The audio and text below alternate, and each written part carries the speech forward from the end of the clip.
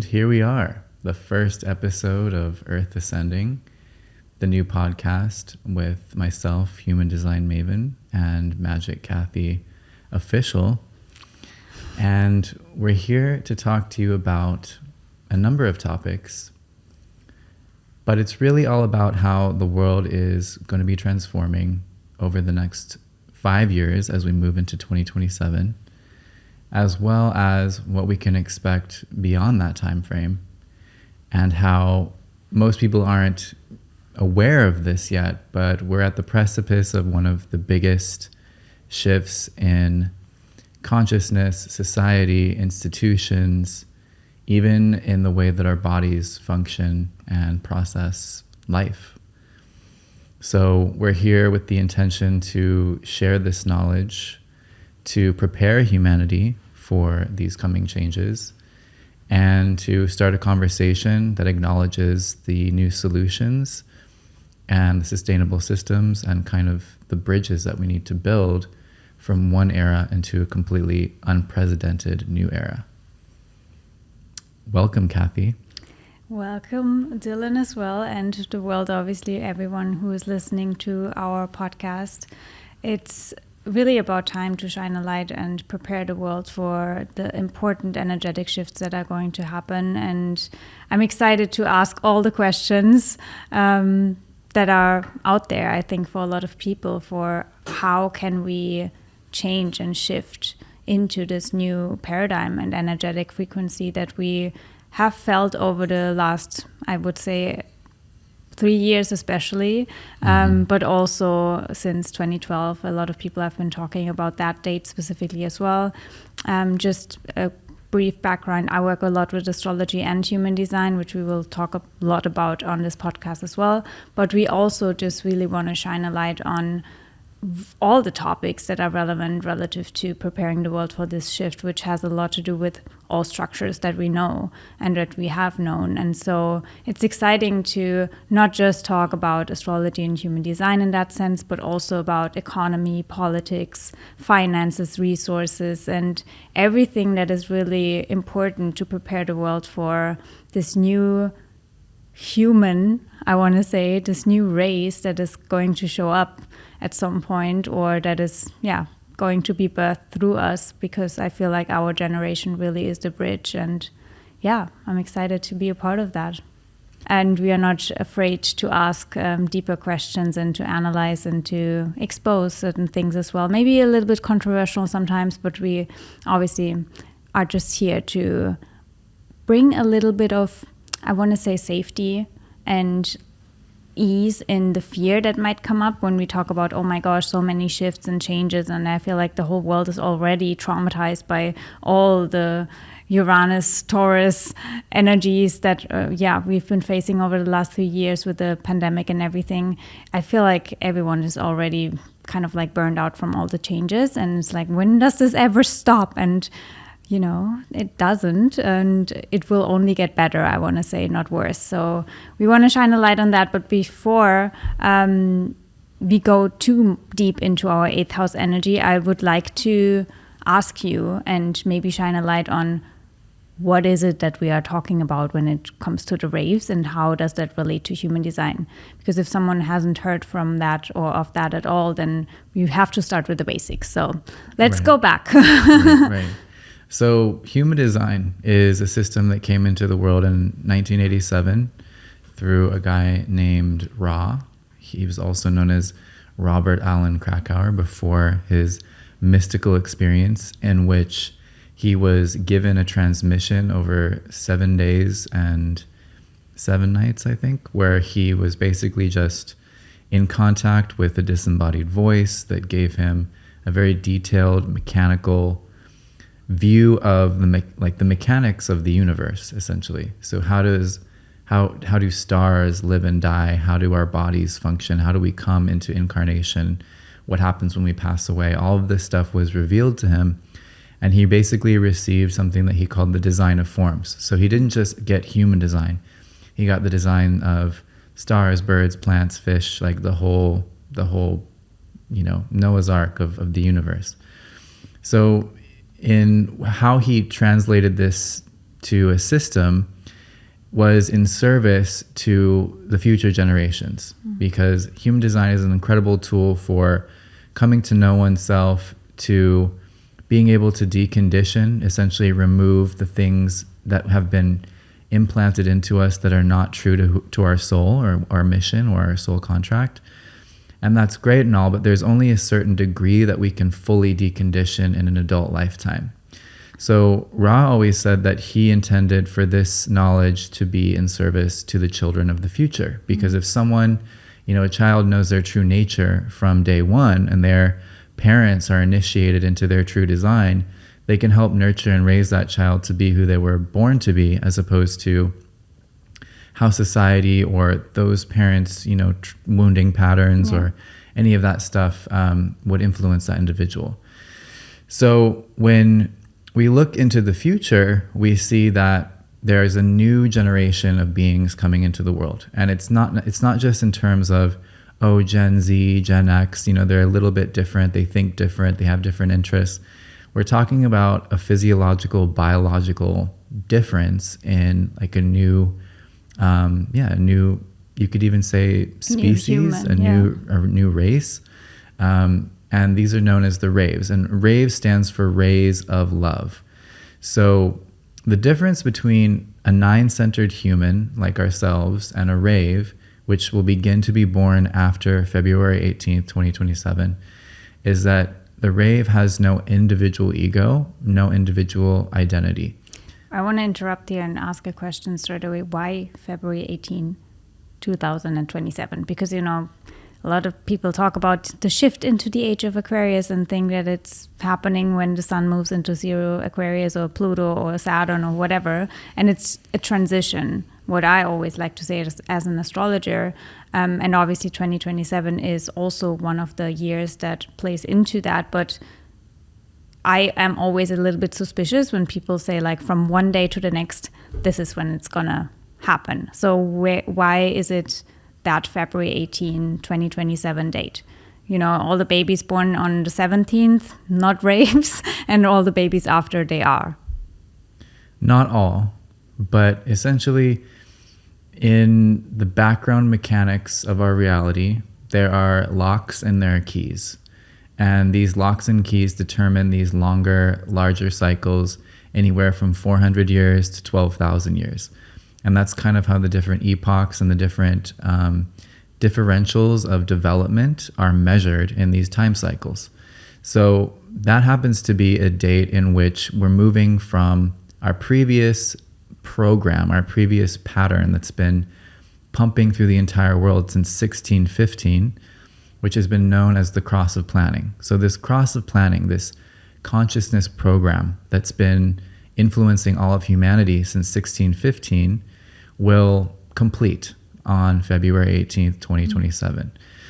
These cycles are basically a huge motivating force behind what humanity focuses on and what drives people to do what they do. So for this past 400-ish years, we've been focused on the tribal bond, finding our skills, finding our tribe, getting the resources that we need, and building systems and structures that support bigger groups of people coming together, or even more human beings being, born and created. Yeah.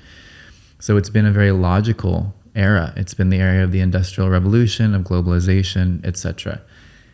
On February 18th, 2027, we switch these locks and keys into a new configuration. And this is called the Cross of the Sleeping Phoenix, which is just one way to describe this energy. You can feel it out and describe it your own way, but this is how I see it and I've learned it. So the new program starting on that date will also imply the completion of a mutation, a genetic alteration that's been taking place within our gene code that's been slowly building up, because, you can't just mutate overnight.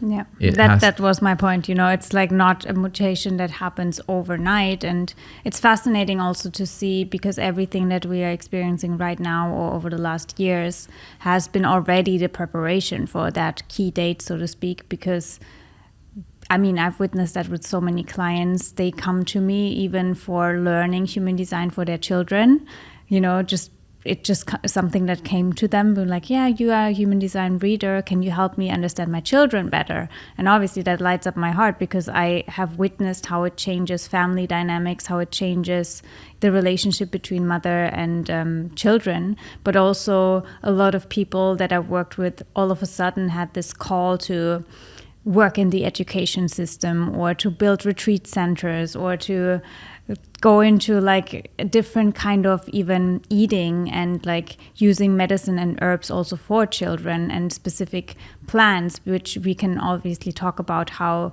even raves have a different form of like eating and digesting and fueling themselves, so to speak. So it's already happening that this species, I want to say, and I said that even to you, I feel they are working with you because they want you to know how to prepare the world for what is about to come, which is a lot of why you do the work that you do, or why I do the work that I do.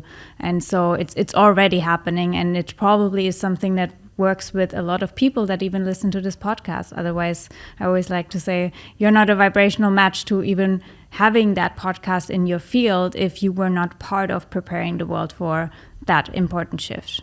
Mm-hmm. Yeah. And so, yes, it's not overnight. It's been something that's been slowly and quietly taking place within us for, we could even say, thousands of years. Who knows how long, who knows the origin point of this mutation, but we do know the completion point. And so the main focus of this shift is that we're moving from the mind being the primary awareness center to the solar plexus, the emotional center. So if you can think of the last 400, 500 years, it's been this super mentally focused era of both understanding the nature of the mind and how to master it, and also the mind's influence on our world, and just basically being the transformers of our environment and taking over vast areas of land and transforming nature into cities and things like that. So this has all been consciousness itself's way of experimenting and seeing, okay, what is the capability of this mental awareness? What does this do? What does it capacitate? Like, what does it open the door to creating? And then there's limitation there, because the mind is so strategically focused, and it's so focused on certainty, and it's so focused on self-preservation, that it's reached a certain point where its limitations cannot be transcended just by the mind anymore. No matter how much meditation we do, no matter how mindful we are, there are certain things that the mind is full. That's the problem.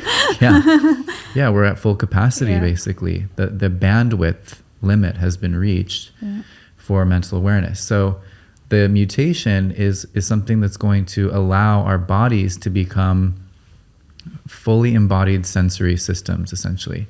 So when we talk about the emotional center, it's not that just one other new part of us is coming online to facilitate this new, more, you could even say, spirit awareness. It's that our entire body system is waking up into, if you can think of, okay, the eyes see, the ears hear, the tongue tastes. It's like that's a more Newtonian, compartmentalized, one thing has a specialized focus.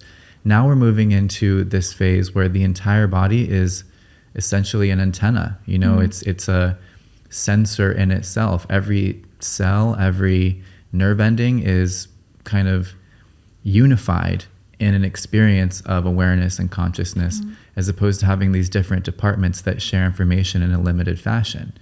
And so even that model of seeing how our body is changing in terms of its awareness capacities is a mirror to what the raves represent, because they're taking us out of this me focused, or this compartmentalized focus of, I'm Dylan, and this is what I'm separate from my environment. I'm separate from you across the table.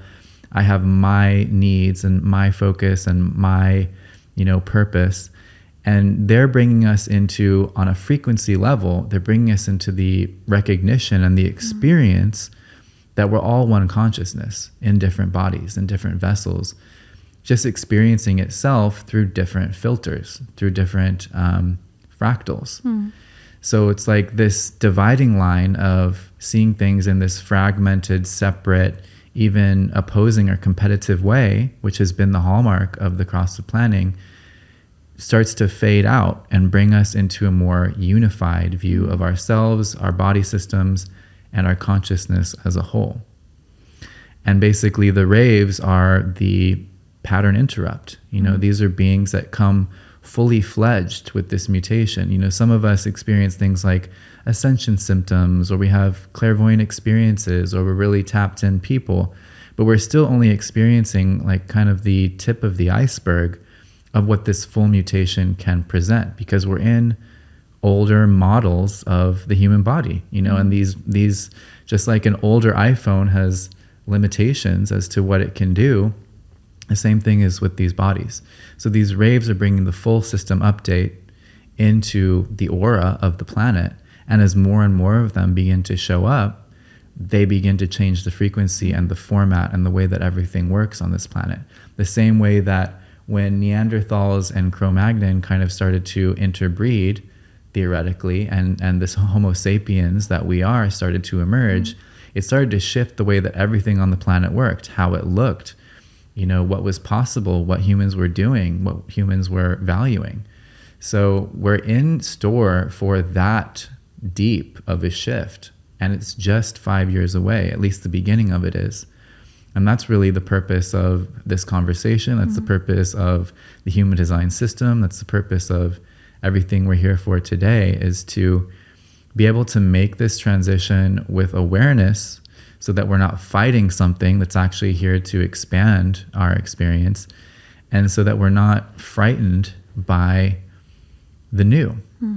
I love that, because it also explains on a different level the shift into actually the Age of Aquarius, because if you look at it from the astrology perspective, it's Aquarius and Leo, that axis, and what you were just describing was very much that Leo energy of me speaking as a Leo, to the other side, basically, where it's a more collective understanding of we are all unified and we are a tribe. So it's a more tribal kind of energy, and is activated through the ruling planet, which is Uranus. And in astrology, it's that force that helps us break through those structures and patterns that we have created in that Saturnian world that we live in, to go beyond that and to really break through to spirit again, Neptune and Pluto, which is the essence of the soul. And so it's actually a beautiful transformation, but it can feel scary because we are so conditioned to fight for survival, right? And to only focus on ourselves. And we feel that otherwise we won't be supported, right? And that even starts in the family system sometimes, which is obviously very crucial. But that from a higher perspective, we all signed up for these lessons. And it sounds like consciousness source, however you want to label it, wants to change that experiment now to go from, okay, I've learned enough about individual survival, the mind, and all of that, into a new way of experiencing being energy in a human body or in a human form, and even in a new human form, which will be the Rave archetype, so to speak. So how do you feel, not feel, but sense and maybe even see, will the world look like, and what do we need to still change and adapt on the planet in order for the Raves to be able to live here? Because it sounds like it's a very new species, and obviously the fact that they are not here yet means that the world is also not ready yet. So it's all about frequencies, and the vibration of this planet is not ready yet for the Raves to show up. But what will change and shift over the next years, and how can we actually support that process? So the thing about moments of systemic change is that there are often times in which the signature that is dying out clings the hardest to the ways that it's used to. So at the end of this cycle of the cross of planning, we're going to see the most intense spikes in things like, economic development and terraforming of the earth, and even things like, in the realm of belief and faith and religion, maybe even experiences of like religious fundamentalism, people really doubling down on what they believe will protect them, will translate to survival in the face of change. So as, global economy is shifting, as we can already see and sense and feel is just around the corner, as the way that, we share goods and ideas begins to also shift, we're going to see all these attempts to hold on to the old ways in bigger and bolder and more, in insane ways than ever before, or I should just say intense ways than ever before. And then I think that there's going to be some need to kind of pack that all down and start fresh, because I think that those reactions, those reactionary responses to the feeling of systemic and fundamental change, they don't create sustainable solutions. They create solutions that are almost trying to prove that nothing's wrong or that nothing's changing, and they become very stiff and they become very kind of brittle in a way. And so something has to come in these final, really close to 2027, I would say, and kind of break up that brittle, almost like crystallized energy. It's not crystalline, it's not crystalline, it's like this more... it's like shattered glass, but it looks like it's actually not shattered. Yeah. Or like, you have your phone broken and then you try to just put some glue on it and fix it, but it's actually broken. Yeah. Yeah. And so I think it's important that these conversations start now, because then we don't have to be in this resistance. We can even co-create and innovate in ways that incorporate the inevitable change that's coming. So when you ask me what the world is going to look like, I think that that's up for grabs right now. I think we can do it the predictable human way and try and do everything I just talked about and just like struggle against the inevitable, or we can really humble ourselves to the changes that are coming and try and work within those new limitations or frameworks. So, I mean, things like AI, one of the most hot topics right now. And, will AI be something that's a part of our lives for much longer, or is it going to take over and kill us all, or is it going to become the solutions that we've needed this whole time? I think that determines on the intention and the willingness of humanity, and those in influential positions to be in a place of humility, to be in a place of actually serving the greater good, and not just trying to prove that we're indestructible, all-powerful creator beings, because we're not. We're all just filters of consciousness. We're all just responding to these greater impulses of source. And the more that we're stiff and just really identified and attached with expectation of what we think needs to happen, the harder it is for the universe to create through us, and for us to really act on divine, inspiration.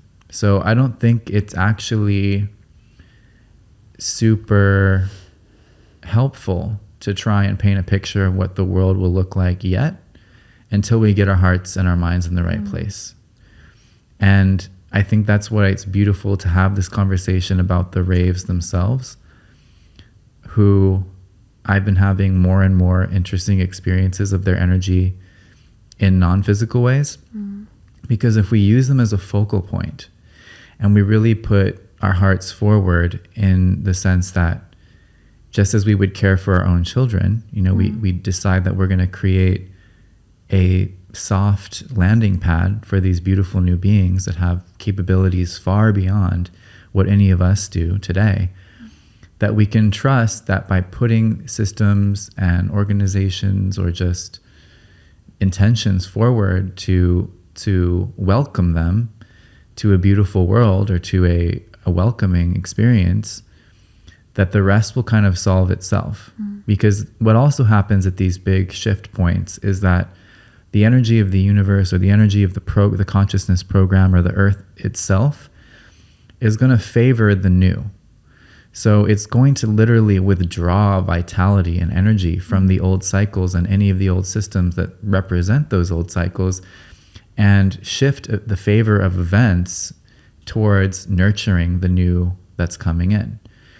So it's almost to say that not only will we save ourselves by being more welcoming of what's coming and being more malleable in changing our intentions and expectations towards that, but we're actually going to have better outcomes if we're willing to kind of humble these more individualistic ambitions of like the competitive survival human being, and turn our attention towards more altruistic solutions to welcome these new beings and to support them, because they're going to be the center point of any true functioning society in the future. I feel like it's like what I'm getting while you were talking is they are our model in a way. They are modeling already what is required, what they need. Like we have the ability actually to tap into that and to ask them, like in meditation or wherever, you know.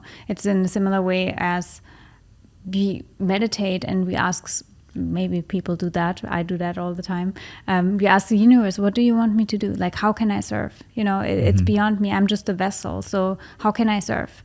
Before a session, before even this podcast, it's like, how can I, like, just let it flow through me? It's beyond me.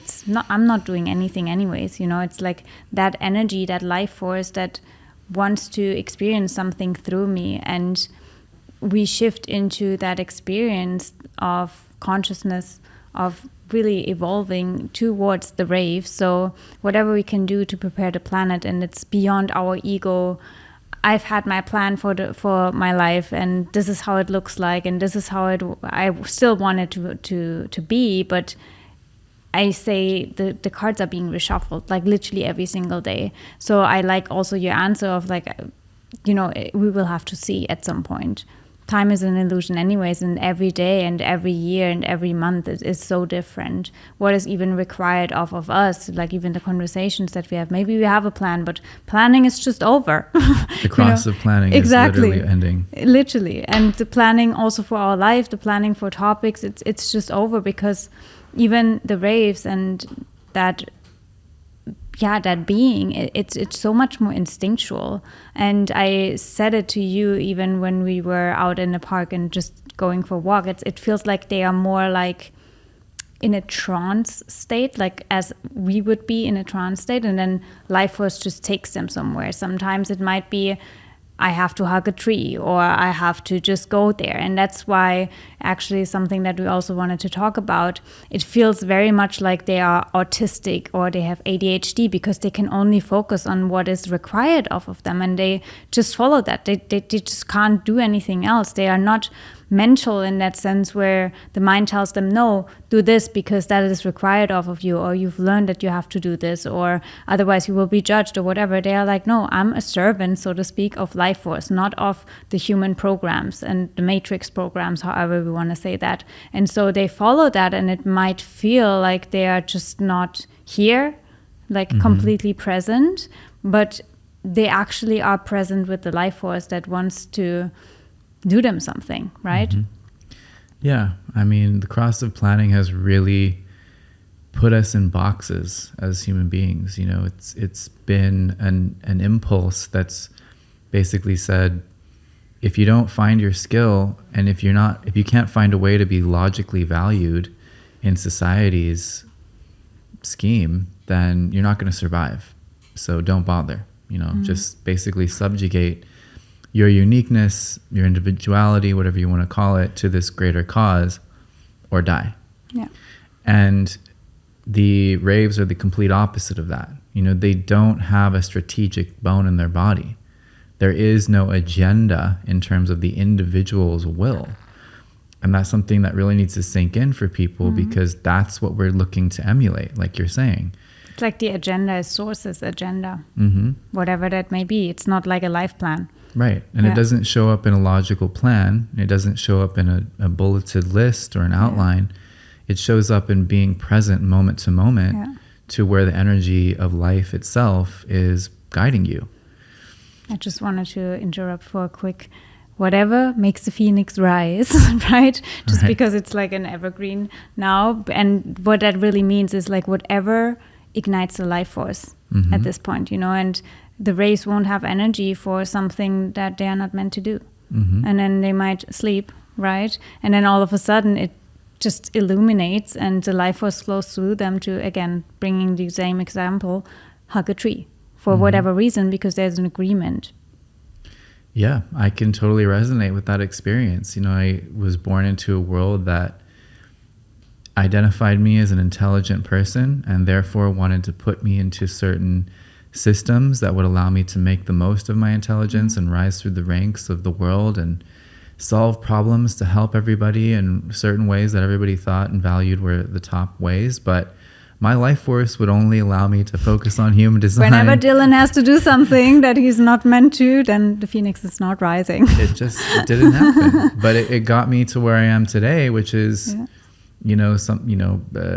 championing or being a voice for something that really matters and that maybe is overlooked in a lot of ways. So that's the same way. It's like even the strategic aspects of my design have been really frustrated or in dismay or even in despair that certain things didn't go a logical, easy to understand way in my life.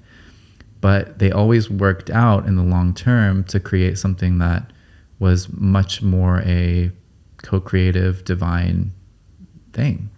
And so that's another thing that we have to really humble ourselves to, I think, and really, I think that's where the tools of, mindfulness and personal development and all these things that people put a lot of time and energy into can really help us assist ourselves in dropping the expectations of what we think we need to be doing with our lives, especially in terms of, money and economy and body image and personal self-worth and who values us and who wants to marry us. All these things really hold us back, I think. And not necessarily, but they can. I think the ironic thing about it is that behind all of these desires is actually only one, and that's to be loved and to experience love, right? Which is the energy vibration of source that we all come from. And it's interesting that the rays then are the rays of love.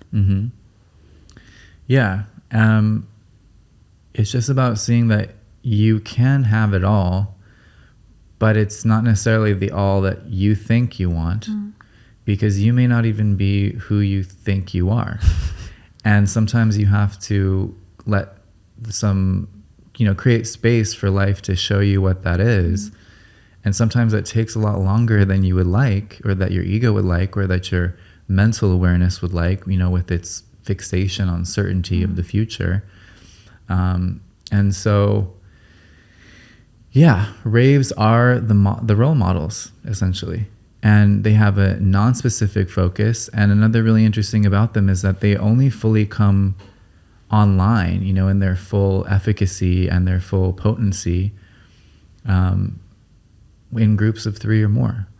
So when these beings start to enter the world in 2027, they're going to be seen as so different from the strategic way of life and almost not equipped to survive on their own. Yeah. People will think, like I have a severely autistic child, or this person is developmentally challenged. But really, these are some of the most advanced beings ever to come onto the planet. They need their own kind to tap into what we call a trans-auric consciousness. And so that's really the other thing to see here, is that even as we move into this new era, and we these next 5 years, we're gonna find ourselves more in groups than we are as individuals. We're really gonna come online and have the greatest chance of creating miraculous new things in the world if we're working in concert with like minds or like souls, or people that, as we would say, that are on our fractal in human design. we're going to find ourselves like also in the Age of Aquarius kind of ideology. It's like, it's all about finding yourself in the collective rather than just being the king on the throne or the star. So moving towards this more collective oriented format of consciousness means that we're actually inviting in a higher bandwidth, a greater bandwidth of being able to process conscious awareness. And that's essentially what the upgrade that the Raves bring is that their bodies can hold more consciousness because their hard wiring of their physiology is not dedicated to trying to keep the body alive. It's purely dedicated to holding more of Source's pure awareness in every moment. And then that allows that self-organizing system that is love to move through those bodies and create in a whole new way, in a non-linear way, in a way that we might describe as abstract or, more creative or artistic or whatever you want to say. But the crazy part is that it's going to be even more effective at the same things that we're trying to do in a strategic mindset. There's less resistance. Yeah. There's less resistance. There's more cooperation. There's just more flow. Yeah. And there's an ability to tap into the collective mind. Yeah. So it's not just one brain trying to figure out the equation. It's not just one person's super brain willpower, just hacking away at the problem. It's having access to the entire collective conscious. So those solutions and that computing power, so to speak, to process, a better solution or a quicker, bridge to whatever is needed to happen is going to be the new engine of creation. So that's another reason why we need to use the strategic focus that we have now to get these new systems in place, to have, like landing pads and basically gestation tanks for these Raves to come together, be nurtured, be understood, be kind of left to their own devices, and to have the right conditions and circumstances that support them. Because from there, they're going to tap into Source itself, which already has all the answers anyway. And so they may be the source of innovations that just leap us forward light years in what we've been attempting to do with even AI and things like that. And as all external technological developments that humanity makes are just a mirror of inner developments, we can see that the whole idea of AI and quantum computing is just a foreshadowing of what the Raves will be capable of organically in their own form, in their bodies. Yeah, it's exciting. And that actually invites us to speak about, again, like so many different topics, because it is a shift that impacts the entirety of how we live on this planet moving forward. So tell us a little bit about what to expect moving forward with future episodes and this podcast. What is really the intention? For me, it's really about moving away from the fear of the change to being excited, because fear and excitement is kind of the same frequency in the body. It's this nervousness, but most people contract when they feel fear, and fear only comes from a lack of knowledge, right? And then the mind, again, catastrophizing everything that is about to come and how am I going to survive, and then we are back in survival mode. So how can we open up to being excited for not just listening to future podcast episodes, but also for just, being a part of that shift? Yeah.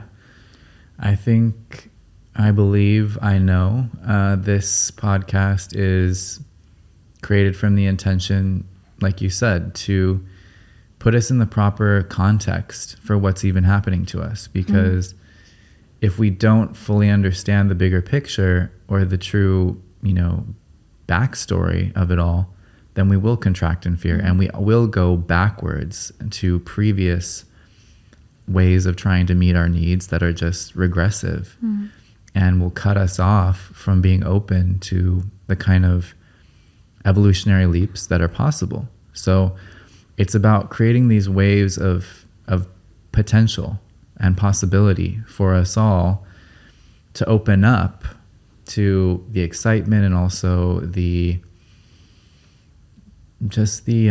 miracles that are possible, I think, at this juncture. It's like, fear and love are even the same energy. It's just like you said, are we contracted and tight and like bracing for impact, or are we opening up? Are we limber? Are we taking deep breaths? Are we opening our nervous system to being the vessel for miracles coming into the world? So I think it's about lighting a spark in a lot of different people's minds, even if it's just one episode that they hear and it kind of changes the narrative that they have about what they're seeing on the news or what they're experiencing from the people in their lives. I think that's a huge intention. And as far as what we want to really expound upon, it's definitely, as beings who are in relationship with the rave consciousness, continue to kind of bring more clues forward or more guidance forward as to how we can move in the right direction and to ease the fear, and also to, I think, showcase and spotlight different ways that this new consciousness is showing up as examples, so that we can kind of see like the myriad of ways and celebrate that. And the more that we celebrate these new innovations and these new, just in a lot of ways, it's a more divinely simple way of doing things, actually. It is, yeah. It's really just having all resistance gone and just flowing with the energy that wants to move through you. That's the best way to describe it, and it's beyond what the mind might want to do. I mean, a good analogy is you wake up in the morning and your plan is your specific routine, and you try to do all of the things, and you can, but some days it just doesn't feel as good as other days, because actually you are supposed to do something else. When I take me as an example, I wake up and I want to do my coffee and I want to meditate and I want to do my routine, but something just takes me, and then I end up in the park hugging trees. Apparently that's a theme here in the podcast, because I'm just meant to do that. And life force just wants me to do that, even though I'm meant to focus on other things, right? And so being a projector as well, I'm really grateful that I'm not in a 9-to-5 job, but I always knew inside of me that I would die if I would do that, because it's not what my energy is for. And in a similar way, you might have also experienced that. It's like we can do that, but it would literally rob us of life force if we would do that. And a lot of people, even now on the planet, experience that too, where it's like they put that specific pattern or structure into their life, but they are depressed. They are suffering, their health declines, like all of the things. And that's something that the rave archetype won't even tolerate anymore. Yeah. So I think this, just like human design itself, which is the vehicle that got us here, this is a place of and a vibration of permission, to embrace alternatives, and a place to nurture Earth ascending, through the different filters, the different fractals of how that's going to come to be. That can come in the form of different topics, different guests, It's going to be a co-creative, self-organizing experience for all of us. We'll see. Yeah. But it's definitely all about the permission and the confirmation that there's a better way, that looks different for everyone, and that it's going to come through in a lot of interesting different ways, and that we can also geek out on human design and astrology and dissect current events and just view things through this lens of, no, the sky is not falling. No, this is not the Armageddon, end of the world, apocalypse. It's actually the beginning of something that we've all been wanting deep down in our hearts. It's the freedom from a lot of things that have not been working. And, it's a space to hold for surrendering to that, in an empowered way, to opening up to possibilities of doing things differently, and not being stuck in despair or confusion as things inevitably change forever.